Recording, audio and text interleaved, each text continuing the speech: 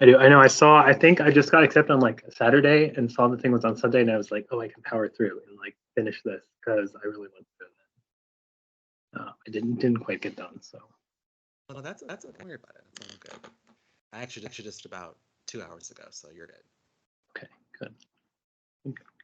Just to kick things off, I like to ask each other what their pronouns are and a icebreaker. So, myself, my name is Jonathan. My pronouns are he, him. And the icebreaker for today is, what is your go-to TV show? Okay. Well, my name's Michael. My pronouns are also he, him. I will admit that I don't really watch a lot of TV, but I do run a lot of Bravo type things in the background. And being a living in like the DMV area at the moment, if I am watching something, it's probably Real Housewives of Potomac because it's very, very near to where I live. Okay. Do you find the characters on there, I guess people, not character, on there to be like a representation of people you know in actual town? I wouldn't say that as much as it's just kind of like nice being in an urban area and being like, oh, these are like the housewives from like my neck of the woods. No, I wouldn't say that any of them necessarily represent too many people that I know, but there's probably a little bit in there. Cool. I know you said you don't watch TV, so you probably won't know this one, but one of my favorite go-to shows is Will and Grace. It's like a sitcom from the 90s. You ever heard of that before? I am familiar with Will and Grace, yes. Cool. Yeah, it's one of my absolute favorites. I love the way it's friendship and obviously glamorizes the like New York lifestyle, which is I guess every single Asian wants to move to New York at some point. So it's always cool too. Yeah.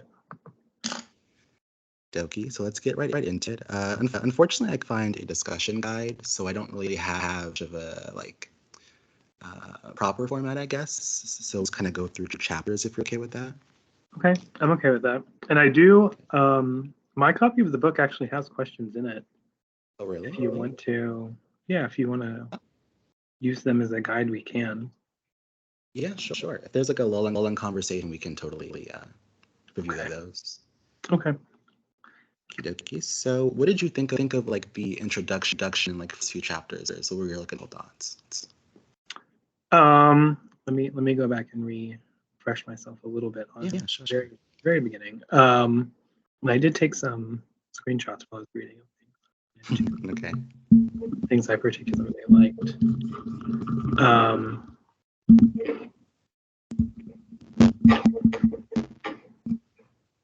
Saturday at 1 p.m. I think that is.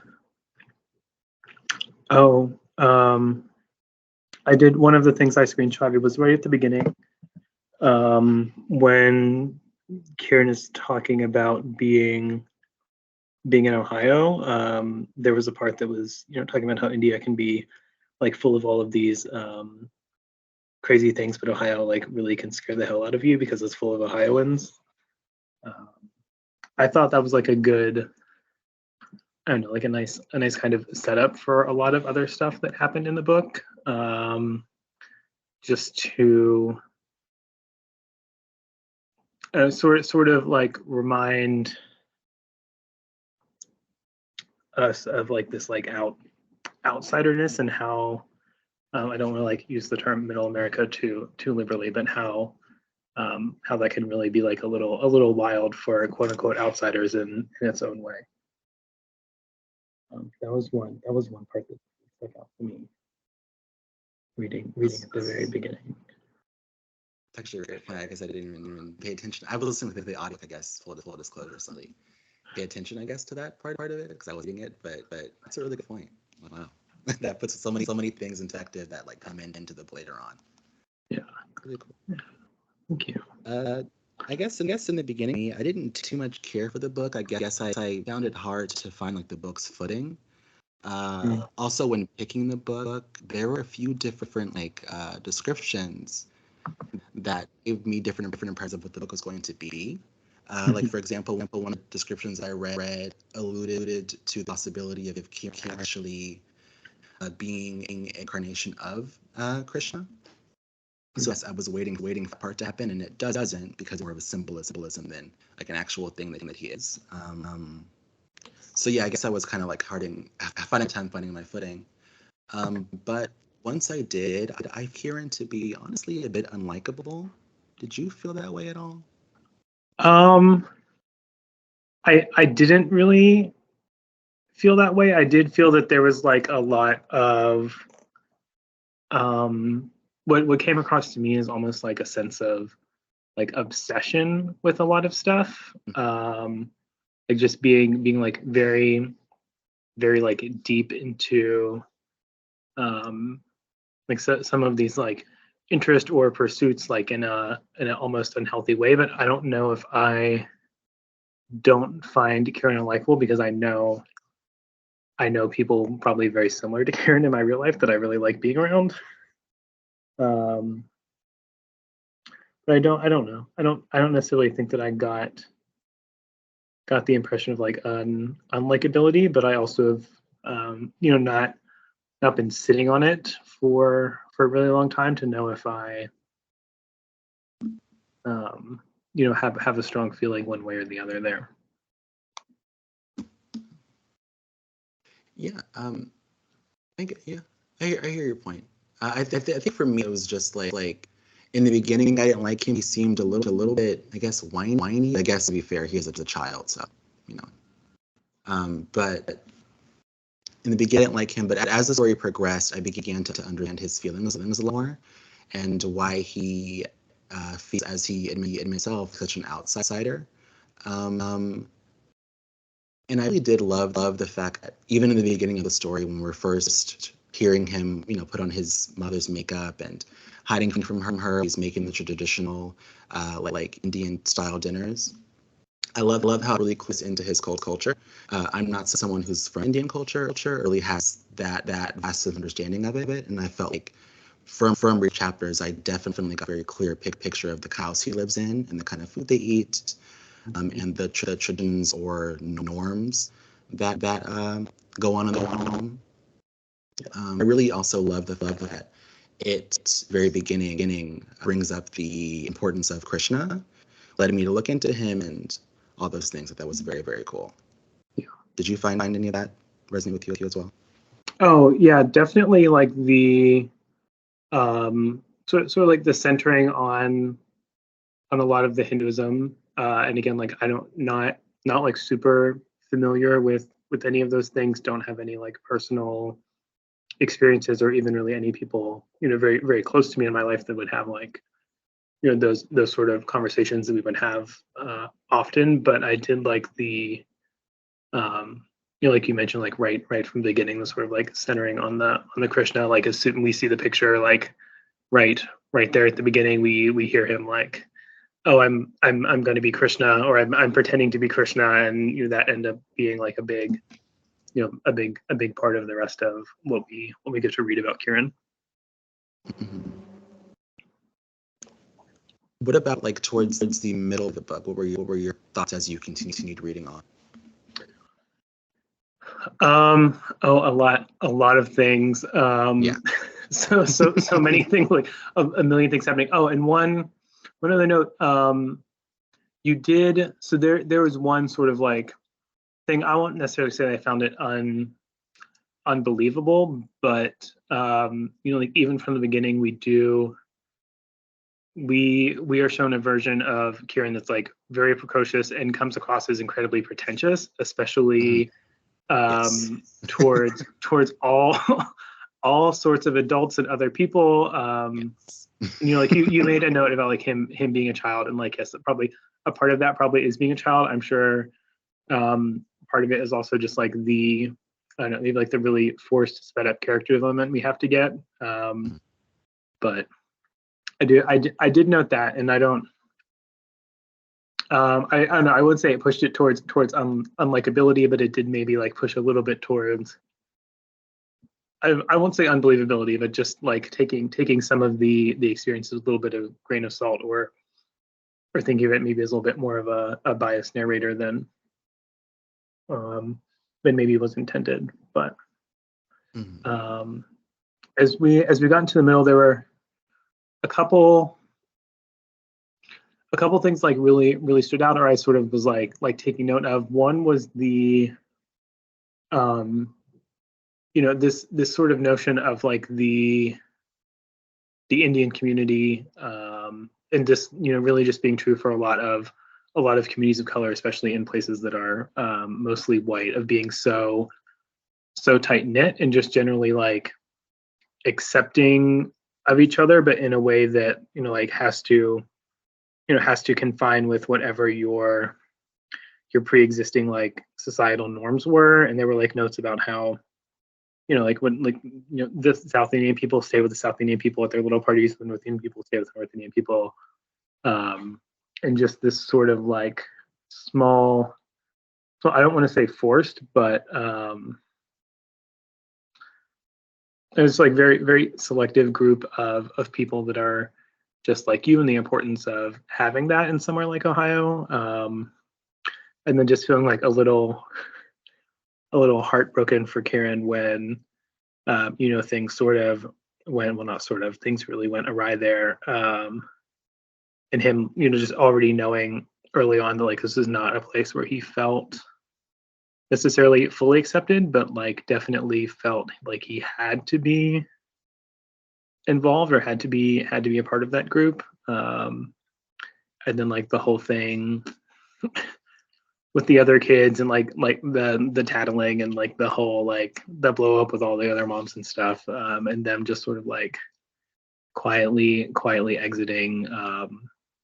I don't know, definitely a thing that I'm like, oh, I've like seen this happen in real life in communities that I have been a part of, especially as a child. But that was one part in the middle that kind of like stuck with me. And one thing too that I especially am curious to hear like other people's interpretation, or if that was something that you like really took note of, or if that's sort of like that sense of like the importance and at the same time like sort of like a set of rules in a minority community was something that came across to you.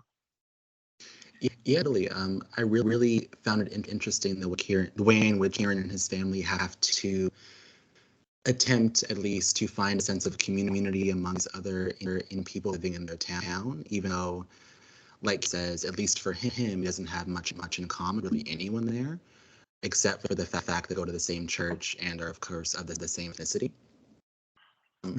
But he attempts to try, I guess, in some ways, attempts to try to build immunity with them, with the other women and the men and even the children. And I love the fact you brought up the tattling because my next thing. How did you feel about him tattling on the two children who were making out in the pool shed?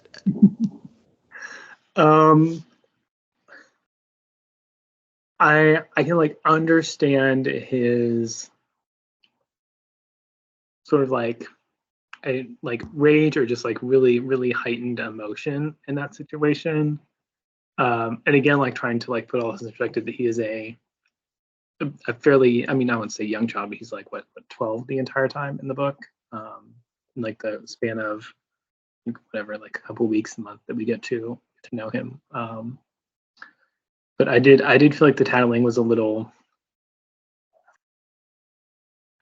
I don't want to say immature, definitely like tinged with a lot of jealousy, and probably something that was driven, or came across to me as like being driven almost entirely by that.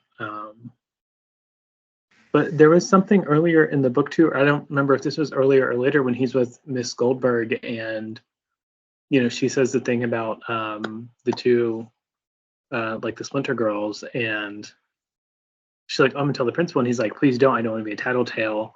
I think this is later, this is after that, yeah. So like him owning that himself when it's not like in the like very controlled situation of adults who like would professionally deal with that, and then like just like busting in and self labeling as tattletale, really reminded me of just how like emotionally driven a lot of his actions are, and how I don't want to say like capricious, but definitely got the sense multiple times in the book that like something would like start to like dig in with him, and he was just like, not fly off the handle, but really take it to the top a little bit. And this was one of those cases, I felt. Yeah, I totally agree with you on that. I think what came up for me, I was reading about his considering telling children, and then of course doing it, was that I think in his mind was the one and only time he would ever be able to have any sense of, I guess you would call it control or dominance over these two children who in a lot of ways he feels is better than them. Better than him, and feels as if they naturally have sort of access to a life he will never have because they are straight and because they are more attractive, I guess, more well-to-do parents. And I think that going back to him saying he wants to be a tattletale, that is mirrored with these splinter girls, because even on them, he will not be in any sort of control or any sort of on any sort of pedestal on them, because he would be embarrassed for having to admit I have this splinter in my butt, having to admit why he has that. Yeah. And then of course having everyone hear about it, and then being essentially a tattletale, a snitch. So yeah, that was just such an interesting thing. I guess in my mind the whole time I was just screaming, do it, because they're of course going to tell about you wearing this makeup. Yeah. So I don't know. That part was so strange, but also really attention catching. So I guess I hated it. I don't know. Yeah, I do. I like what you just mentioned about like the being, in this situation, like in the like within his smaller community, like having a little bit more control and like possibility of being put on a pedestal, whereas that was obviously not going to happen with the school thing, which I didn't really consider or think about. But now that I hear you say that, I definitely can put that context onto what I've heard. What did you think about the fire in the classroom scene? The fire? Scene. Yes. A lot of things, and I do. So before the actual fire, because I did have some like thoughts about actually, what is the kid's name? Cody. Mm-hmm. Yes. Yes. Because even like early on, we get like introduced to this friendship with Cody, but we're immediately like kind of reminded like, oh, this is just like not necessarily a friendship of convenience, maybe not the like strongest or most substantial friendship in the world. And I like kind of immediately got the sense just from like the beginning comments that Kieran made. There were like some like snarky little comments about Cody early on that sort of made it seem like he didn't have like super high regard, or maybe not necessarily like the strongest connection there, or that Cody was just sort of like a season in his life and not necessarily like there for the long run, obviously. But seeing that whole thing evolve from like their closeness with just the two of them, and like the whole the thing with the porn, and sort of like Cody being a catalyst for him like stealing the Penthouse magazine. And then I won't say I was expecting, but there was at the later point with Cody and Donnie, when the three of them were together, especially going into the woods, it was like, this feels like a very like a little like preteen boy sort of like sexual awakening thing. Like there like is going to be some like, but I don't want to say experimentation, but it felt like it was leading into like one of those like periods or events of like discovery that a lot of boys that age have, but then seeing it go really quite the other way. And like Kieran like fainting in the woods, and then at the end, like Cody sort of being mad that like, oh, like can't believe your mom had to call about this, just sort of like solidified that break and made me wonder like what bigger was going to happen there, and then seeing them get punished for the actual fire was I don't want to say gratifying, because I actually worked a lot in education, would be horrified to hear that for children who did not set a school building on fire got punished for it. But it did, it was like a nice sort of like a sense of closure or revenge or retribution or all of those things at once, for that particular relationship, and for the and for the Splinter thing, and for the like Donnie sort of like stealing Cody away from Kieran. But it did feel almost like too too perfect or too neat, um, like in a kind of unbelievable way. But I also really liked just the like leading up to that, Kieran by himself in the art room of like like I'm taking back and I'm like reclaiming for myself.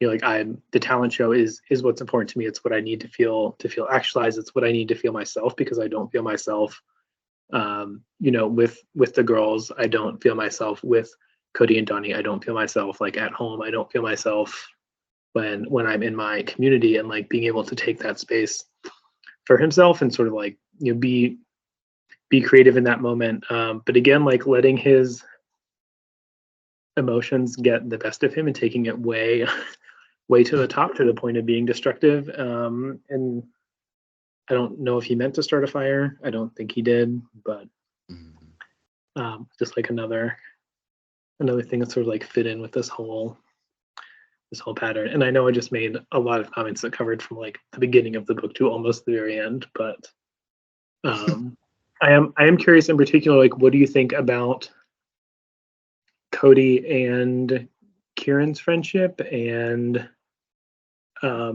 if like how much of that friendship do you think was like doomed because of their I don't want to say differences, but maybe I'll say because of Kieran's individuality compared to the groups that he exists in. I think that I agree with, I guess everything you said, totally. I think that more unlikable for me at the very beginning was the way he taught Cody. I would have thought, I guess, being an outcast when I was a child as well, for being queer, similar to Kieran, I would have thought that he would have had a bit of compassion for the differences in Cody. I guess his more so physical differences than Kieran, but he talked about it in a way that almost like he was judgmental or harsh or disgusted by him and his family, which I thought was so hypocritical, because he had also been one who had been shamed for his family's tradition and culture. Yet he's making fun of Cody for having a hunchback, or for having a mother that smokes heavily, or not being the cleanest home. So yeah, I guess to answer your question, that friendship, it seemed from the start to me, it seemed like much of a friend as it was two people who hung around each other because they bonded over both being us. Kieran for his queerness, and then Cody for physical appearance.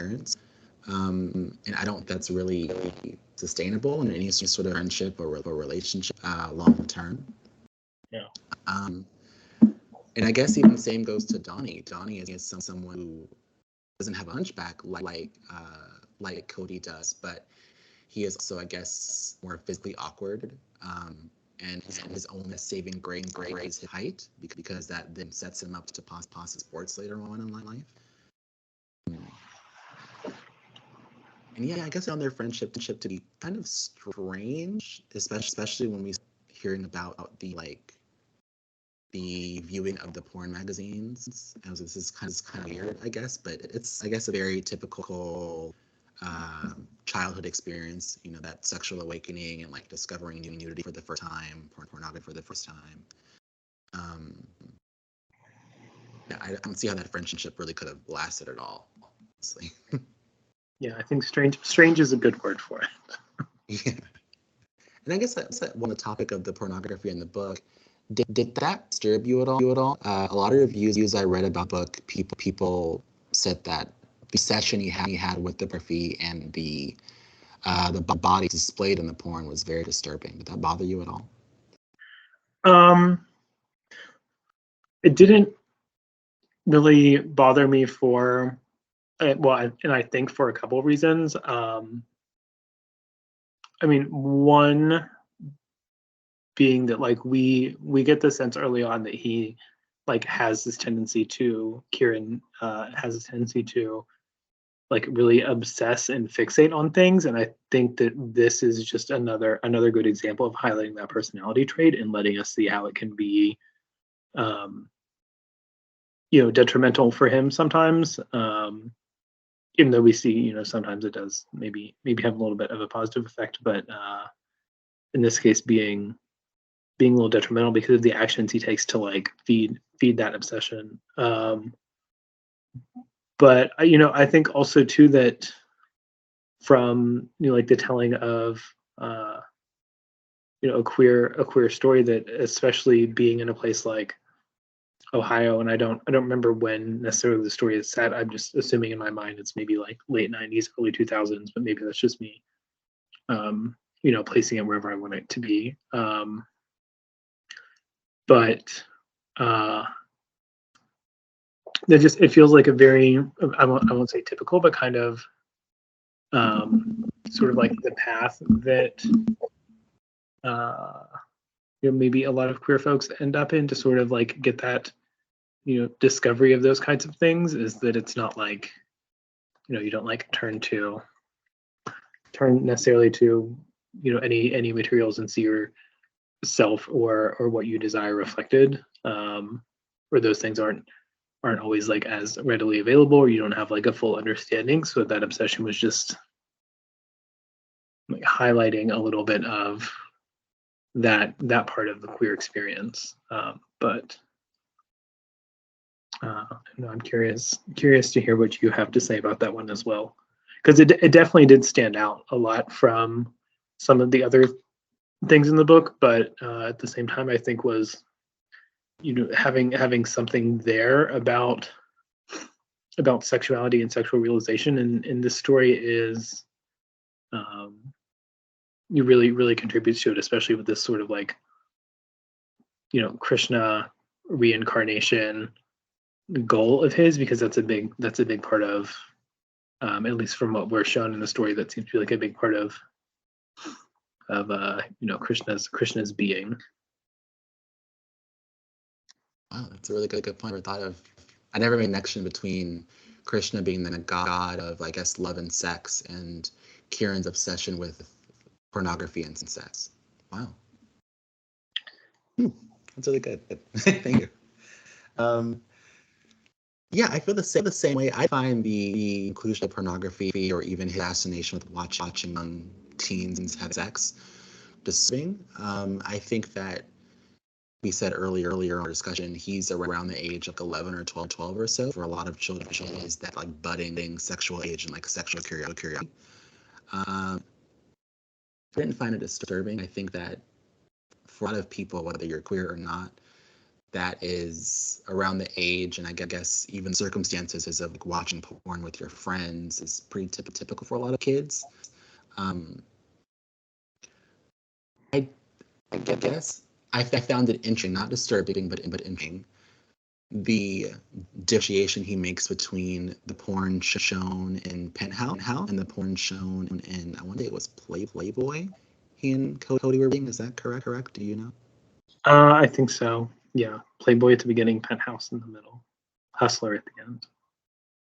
It kind of seems like he was, I guess, looking down upon the Playboy, but putting the like Penthouse on a pedestal, which I kind of interesting.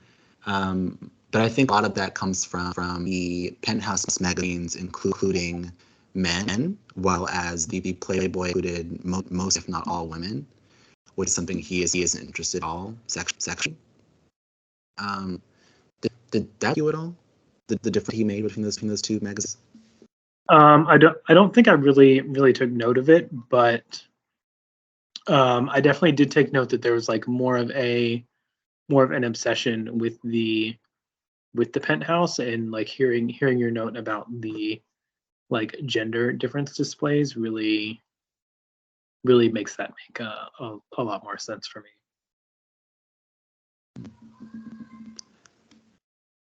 Did you what did you think about the I guess the start of a friendship, a relationship between him and Randy? Did that strike you at all? The I Park mean, Ranger Randy. oh, that if anything was disturbing, that maybe was pro- probably a little bit more disturbing, and that's funny because I felt like I don't know if this was maybe highlighted in the story a little bit, and I just like picked up on it. But even the first time we met him, there was like a level of both attention and intention with the way he was handling Kieran that I, really would not have expected from an authority figure, especially like a uniformed authority figure. So that I think for me maybe like gave a little bit of a heads up to what happened the second time around, and also like makes me curious about like what do we not see when Kieran is passed out in the woods, and like I don't know, we don't really get a lot of character development on the park ranger, and that last part I don't want to say feels disturbing when he's certainly not like even touching Kieran in an inappropriate way or anything, but like even the act itself feels like knowingly inappropriate, especially the way they both sort of like in my mind, I don't know if this is actually how it's termed, but in my mind they sort of like catch themselves and then like recoil a little bit, but yeah, it does, it's a interesting piece to add, especially if this is like possibly the only queer person in real life that Kieran may be aware of at this point in his life. I also didn't think of what could have possibly happened in between the time Kieran passing out in the park and waking up in Randy's truck. Wow. That really, I guess, sends me to like a spin because of the action of Randy touching Kieran's stomach. I was so, I guess I understand that. It definitely seems weird to be from an adult that you don't know or that's not family. But the book treats it's meant to allude to something sexual, and I'm like, I didn't necessarily get that, but I mean, I don't know. I guess I have to think about that more.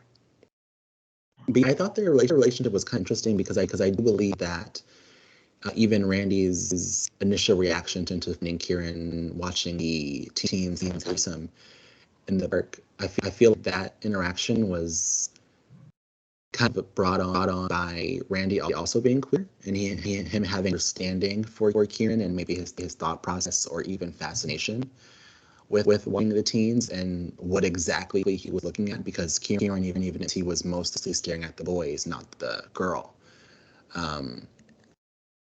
So yeah, that's really interesting. You're bringing up a lot of things I hadn't thought about. I love that. Thank you so much. and likewise, thank you.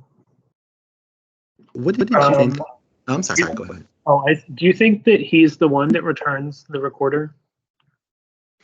Do you have? I assumed it was, but I won't say I had like a second thought later, but I did.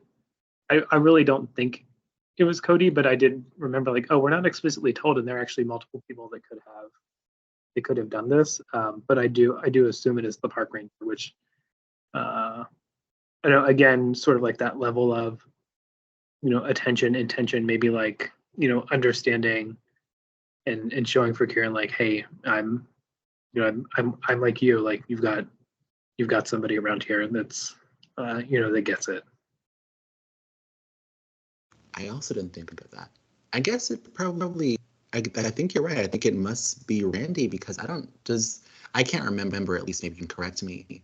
Does Cody know the recorder is there, and that's what they were going there for? Oh, actually, no, I don't. I don't think he does. I guess I assume that Kieran said no, but yeah, why would he tell him he's going back to get a recorder? He wouldn't have told him that. He just turned around, didn't he? Yeah, I think that they went there the impression that they were going to watch more people have sex. I don't know if I might have known. I'm not sure. I don't mean to correct you. I don't know. No, I think you're. No, I think you're right there. Yeah, I guess it must have been Randy. I didn't think about it. I guess in my mind it just kind of magically showed up, but it probably was Randy. Because I think on some level, Randy seeing Kieran back there and watching him drop quarter on his time there, he probably had an inclination what brought Kieran back, and probably just desperate Kieran was to get back. So he then wanted to bring it back to, like you said, show support or show they have some sort of bond over probably both being queer. I am curious what you thought about what I would describe as Kieran's almost disgust with the name of Rand having sex with another man. Sorry, can you repeat? I just heard like Kieran and then sex with another man and not the part in the middle. Okay, sorry.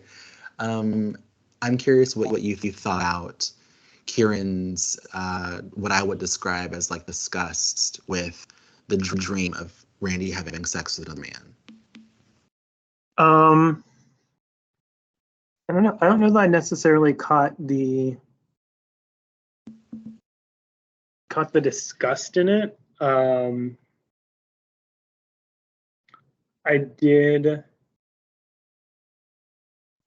definitely think it was interesting for, like of all figures, Randy to be the one that like shows up in a vision like that. I think Kieran like even mentions like he wants to like envision or believe that he could be the guy in the white hat. But if there's like any like level of disgust or like drawing back from that, I would see it as like a level of jealousy from Kieran, or like wanting to, I don't want to say like claim this person, but like wanting to I don't, again, like sort of obsess or like feed into that personality trait of like, oh, like here's this thing I found that I can connect with or understand or excel at. Of course, in this case, being just like connecting with Randy because of their queerness and not wanting anyone else to do that because he wants to have that experience. But did you get like a sense of disgust from it, or like what? And this may be merely like speed reading or skimming through parts of it in my attempt to read it very fast, especially some of these parts in the middle. But what made you feel like it was a sense of disgust from Kieran and like towards that vision or dream that he had? I think in my mind, what paints it as disgust was his maybe I shouldn't say disgust. I'd say maybe more apprehension, or is maybe I was. I'm not sure, but I think that what gives me that sense is Kieran shouting out in his dream, of course, like what is on? Like why is everyone having sex here? And that's something that I can remember, at least him thinking or saying in his mind as he watched the teen sex? Like, what makes it so different in his mind when he sees Randy and the other man? But I guess to be fair, in his credit, he does say this is all happened too fast for me to become adjusted to it. So I guess the author kind of explains that himself.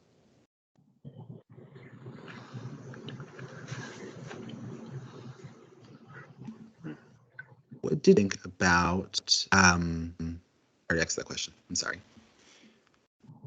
Is there any, you say you didn't finish the book, is that correct? I did finish it, yes. Oh, you did? Okay. What do you think of the talent show? I was very excited for it. But I get, early on this like sort of what it was all leading up to. I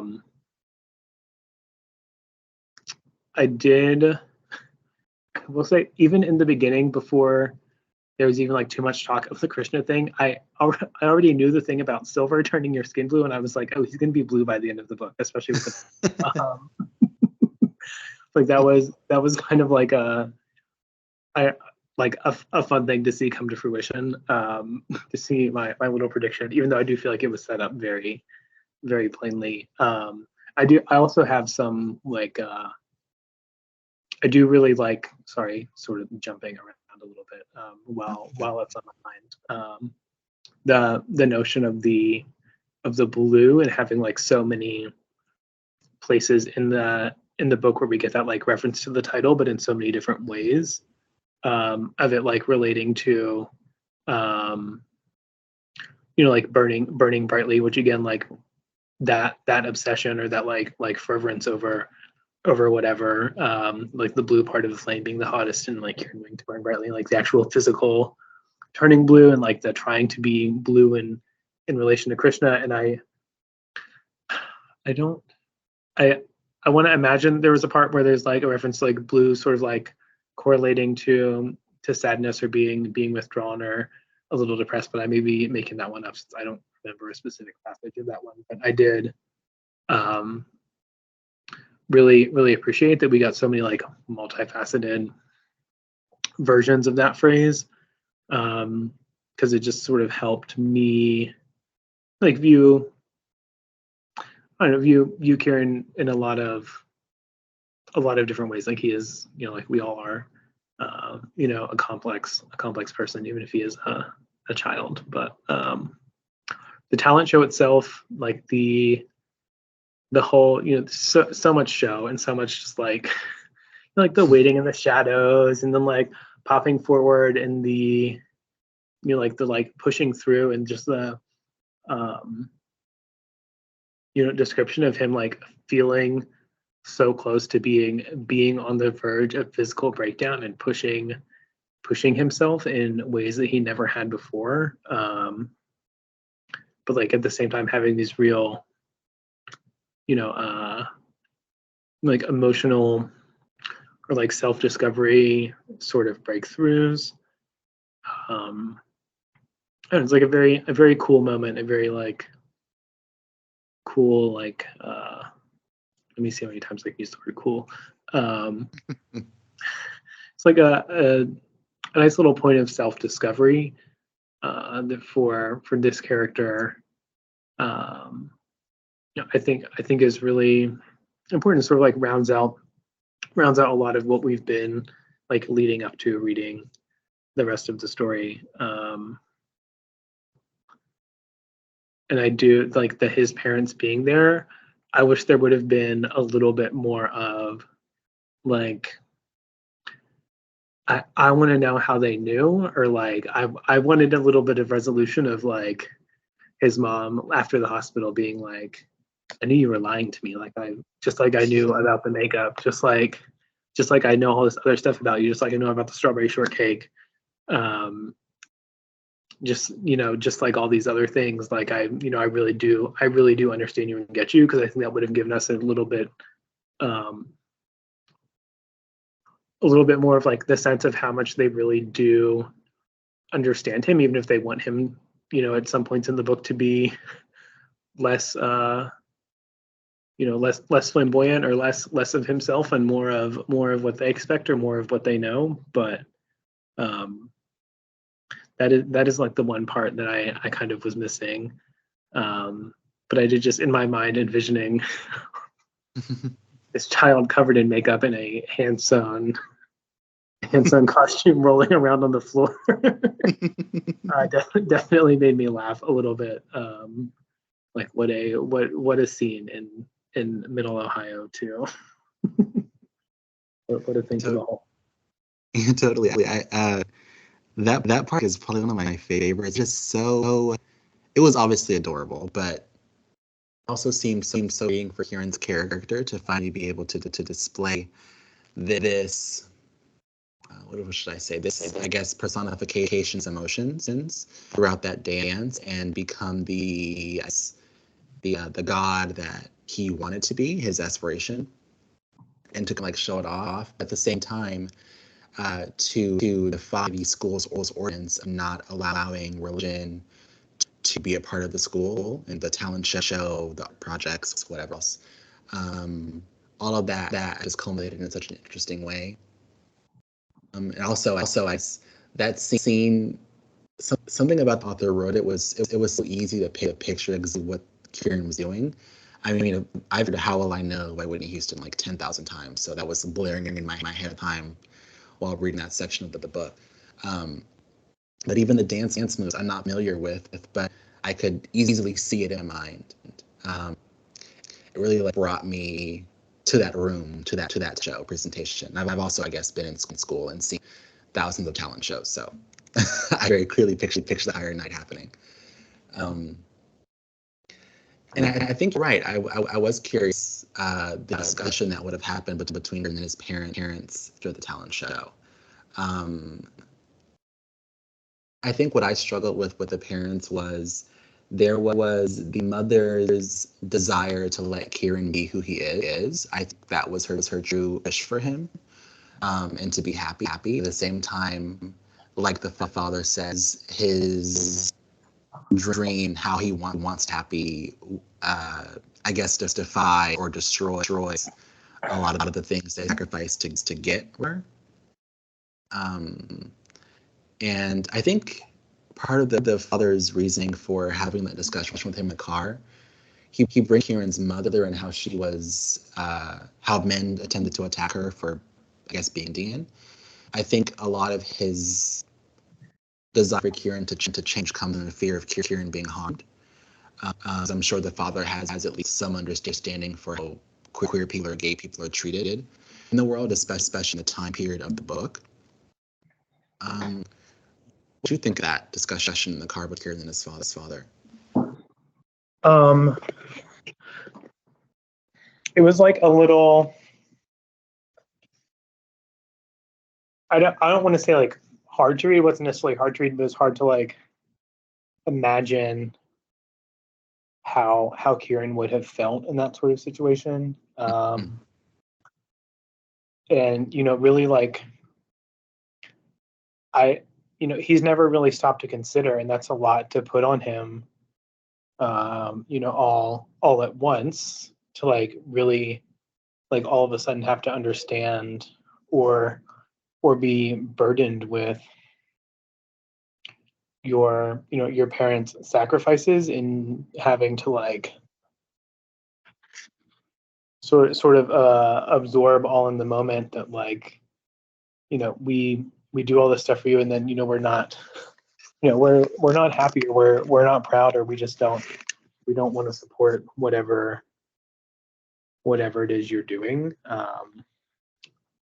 I just know it's a little heartbreaking, but at the same time, I feel that this is probably like a very, very common kind of like immigrant experience.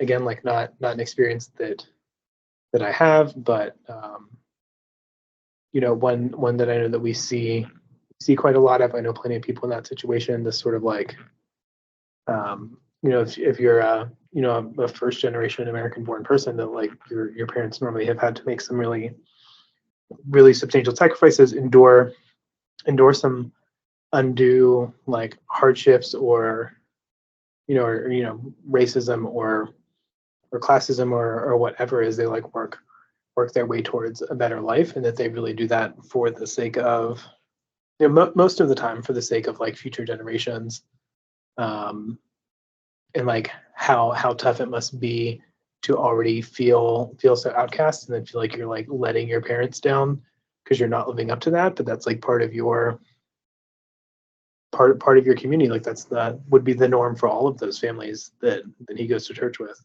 that he goes to the parties with. So I don't know. Also, just the relationship, especially of like a queer boy and like a straight father, can be a very curious one. And this sort of like reminds us of what that can be, or like how there can be some like sort of traumatic or detrimental missteps just because the parents don't necessarily understand or are able to fully embrace like what a kid like Kieran is going through. Yeah, that's perfect. I guess perfect summing of that entire scene. All the pressures that the father was putting on him by telling him all the things they had to sacrifice and had to experience to come to America. Wow, beautiful. Wow. Well, I think we've had a good discussion. You said you have a discussion guide your book. Are there any questions you want to go over that we haven't gone over, or any moments or scenes, chapters, whatever? Let me pull up and see. Yeah, go for it. Oh, here we go.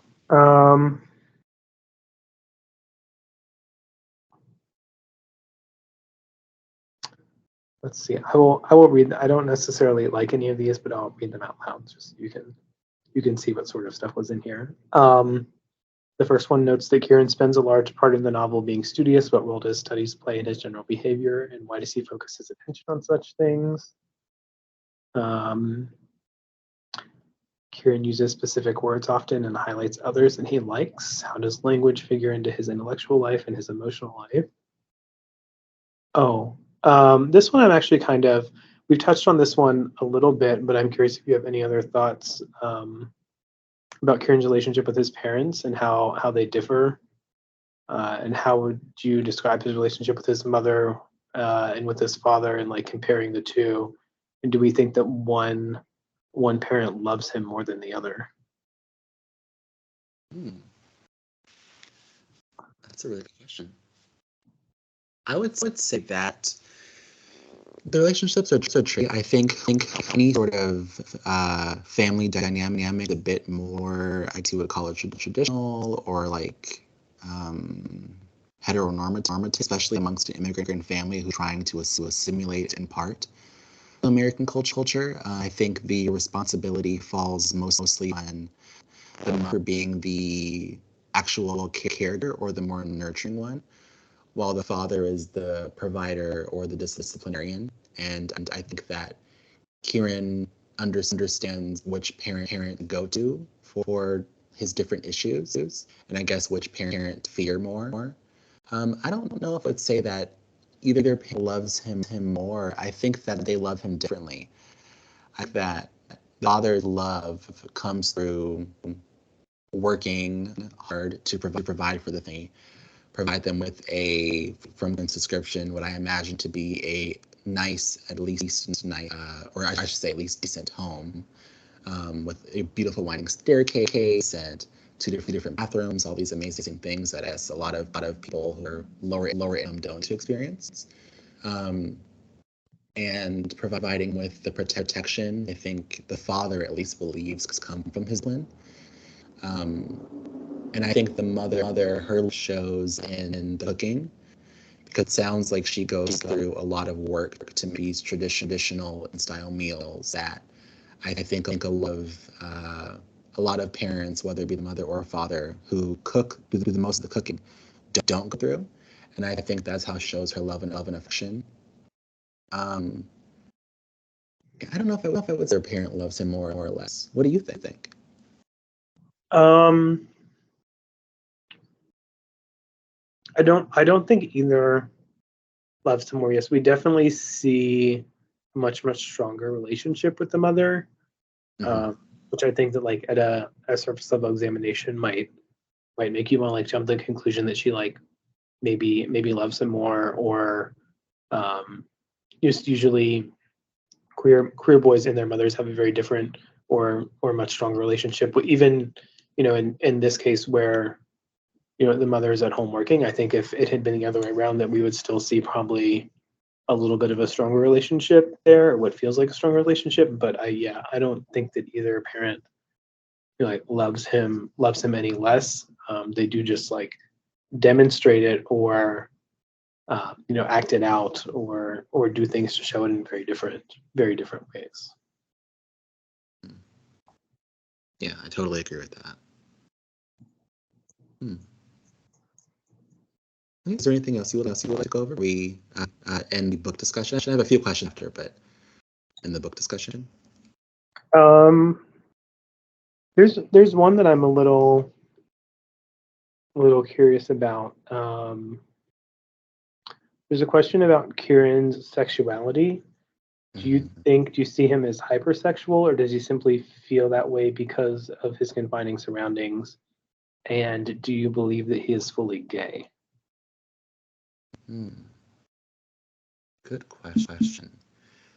I don't know if I would describe Kieran as being hypersexual. I don't think that I see his desires, curiosity to be outside of what I would consider normal for a young, curious child.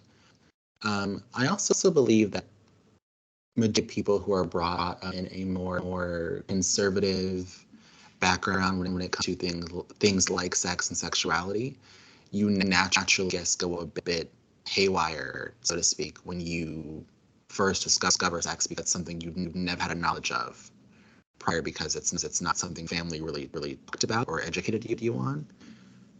Um, in regards to his sexuality, yeah, I guess I'd say that he is. I mean, I don't from what I can recall, remember any moments of the desire for women.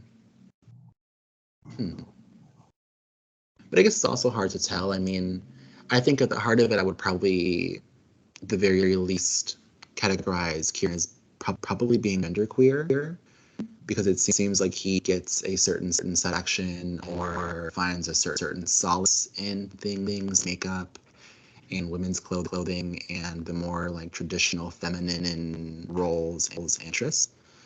At the same time, I guess has a certain comfort in his boyhood. Well, what do you think?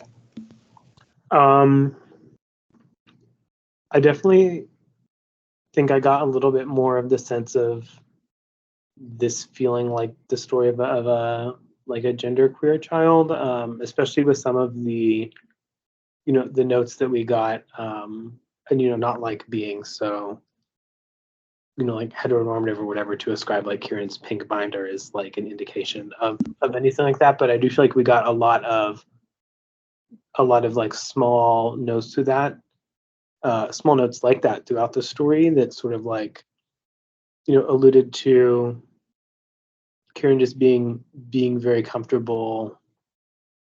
I want to say like riding the line, but not necessarily ascribing to a specific gender. But I agree with you, being very comfortable in specifically in his boyhood in a lot of instances. But yeah, I think like I wouldn't call it hypersexual. I just, again, like with so many other things in the story, just him being obsessive about something. And I don't think anything even about the sexuality in particular was like outside of what you would expect for a normal experience, especially for um for a queer child of color in a very conservative family, in a very conservative, um like politically conservative area, or like less, more of a like Ohio-esque place.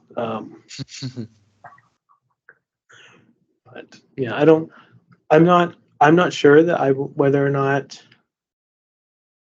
Kieran is gay or has some other identity. And I don't know, it's hard. I think it's hard for us to know that from from the couple of weeks that we get from him. And again, he is just a child, so who knows?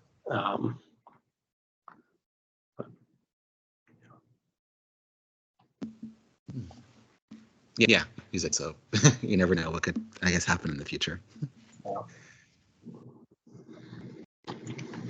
Okay. Is there anything else you want to talk about? I don't think so. And I did. Well, can I ask you just like some general questions about how the book club operates? Yeah, totally. So is there normally, and I've looked through the Discord and the book clubs, the website, and obviously this is like a monthly thing. Do we normally? Is this? I don't know. I guess what is your like goal in volunteering to run something like this, or like why? Why are you hosting this space for people? I'll start there.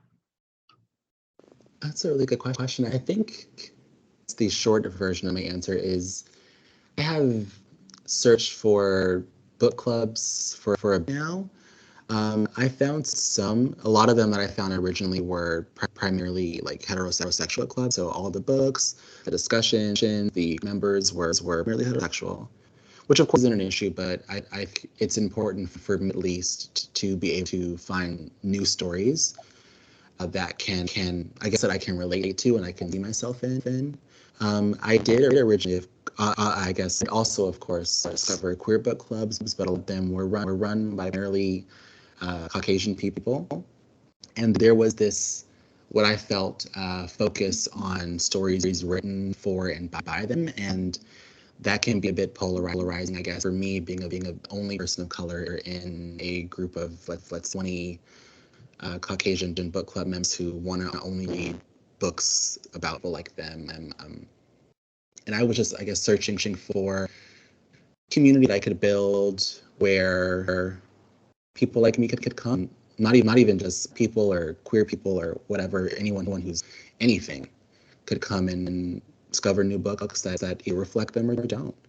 And I didn't really see many of the spaces like this one, so I said, why don't I go ahead and make my own? So that's what led me here, I guess. Well, I appreciate it. Thank you. Of course. Yeah. Go ahead. Oh, and just my other question was about, I saw like some notes about book selection. Do you have like list already of things that you are considering or thinking about, or are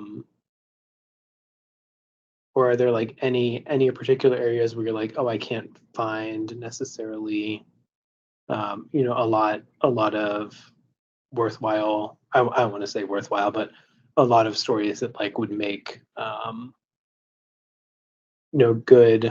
good reads for this group? Yeah, so if you look on Book Club, the app or the website, there's under our page, there should be a tab that if it says want to read. Let me check. Okay. Yes, books we want to read. Oh, I'm sorry. Okay, well, yeah, there sure is. Okay. And that's just kind of where I quick compile a thing I think will be interesting. But of course, just me. I don't want this to be the Jonathan show, of course. So I wanted to be something that's like kind of for the community, led by all of us in some way. Me just essentially being the host and I guess mediator of the discussion. I don't want to be like the boss. I'm in charge. I pick every book. So please feel free whenever you see a book that interests you to add in there. I don't care if it's queer or not, of color or not. I would of course prefer that, but whatever interests you, please feel free. which leads to my question for you is, are there any books that you would like to read? And I can go ahead and assign that for our next meeting, so we can get a bit of your opinion as well. No, I do see a few on here that I have read and have like the Something Like series. I've read all of them. It's funny you see that on here. Love that book. Have you read all of them? I have read the first two. I have gotten through like the first few chapters of Something Like Autumn, Jace's story. I never finished it. No, and I do. I like Side Hills Park a lot, and I that one, but I don't see any others on here. I think that I have read, but I'm open to any of these. And if there's like I think I saw like maybe a voting thing. If there is, I will do my homework and suggest one. Oh, Jericho Brown. I've read some Jericho Brown books too. What was I going to say? Oh, I do. I definitely have an interest in, veering, outside of like maybe strict novels or memoirs and going sort of into like anthologies or poetry or any of those sorts of things. I know they can be a little bit harder to digest and talk about sometimes, but definitely have an interest in some of those. But I see some on your list, quite a few actually. Yeah, that would be a really great discussion. We can talk about the different poems and they made us say, or the different collections of stories. That is, I guess, be a difficult thing with books. A lot of them are memoirs, so I'm also trying to like steer clear, but look for other kinds of books, because in my experience, memoirs get a bit monotonous. They're a lot of the same experiences over and over and over. Yes. Yeah. so I'm trying to look for things that are not memoirs. But yeah, there are some poems in here, or collections of poems and anthologies. We can definitely look at one of those. Do you have any suggestions that are not on the list? I don't think so. I do have one book sitting on my table that I haven't read that I got from my local queer bookstore.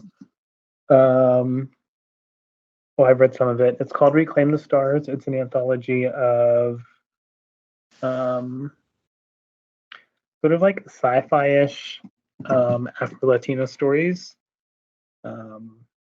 which could be interesting, but I don't want to suggest it and then it's like a little like not good. But I haven't really read it yet. I've read two stories out of it, and one felt like kind of like juvenile fiction, or like young adult fiction, which wasn't bad.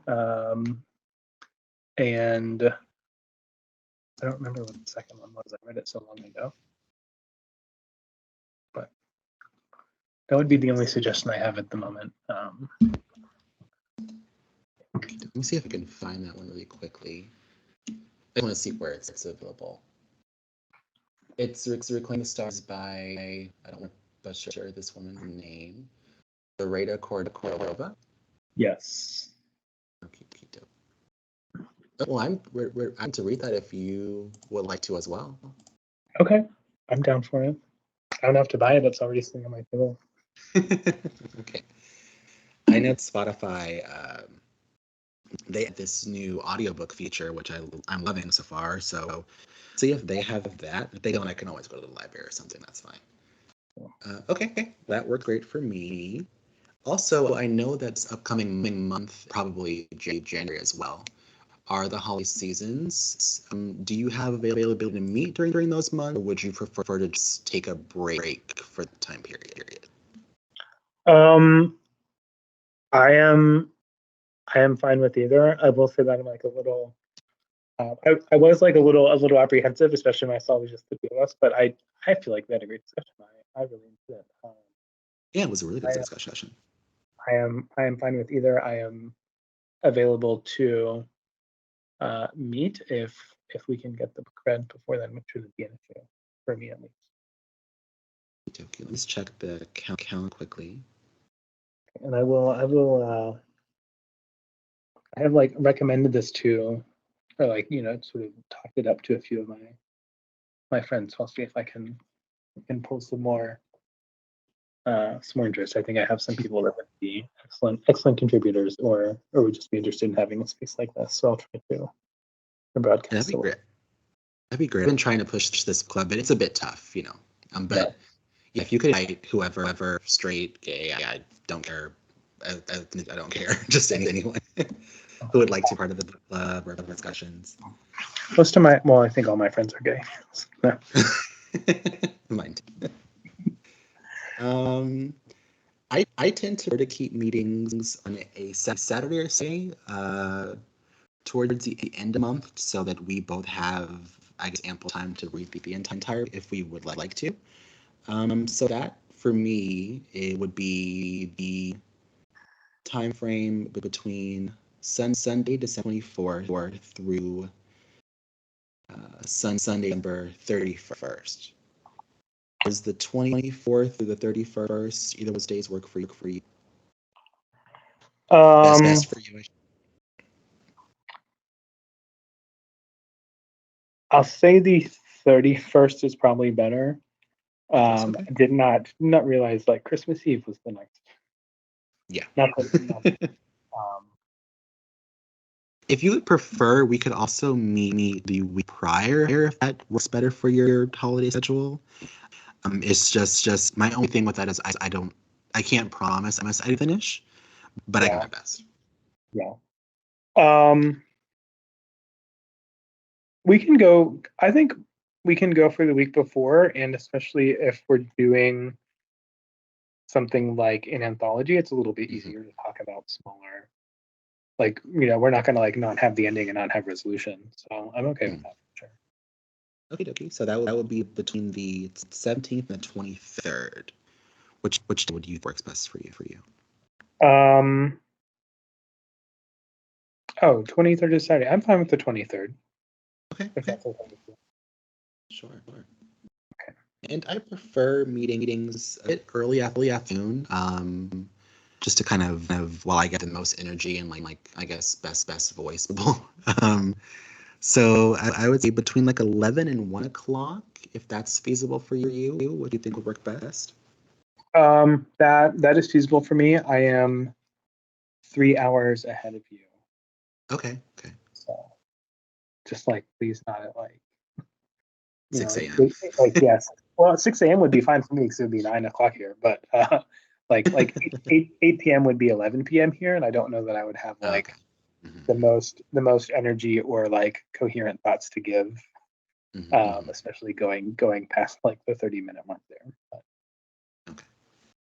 So 12 p.m. noon for me would be, you think, like 2 o'clock for you? You said. 3 p.m. for me. That's perfectly fine. That works. Okay. Okie dokie. Well, so I'll have us stand down to claim the stars. Meet on the 23rd at 12 p.m. for about. I usually schedule meeting for like an hour and a half. If they're over, fine. If they don't, so fine. Okay. Okie dokie. Well, it was so good talking to you, Michael. I'm sorry. I see your name as Mike. Do you prefer Mike or Mike? Mike. I don't know why it says Mike. I don't ever go by Mike. Oh. I should go by Mike, so I will change that. I also have not used Skype in a very long time, which is part of my reason. But yeah, nearby Skype is honest, kind of I guess outdated or fashion. I prefer it because it allows me to easily record sessions, upload later on, without having to use like an external. And also, so it's one of the only apps where there's no cutoff time for meetings.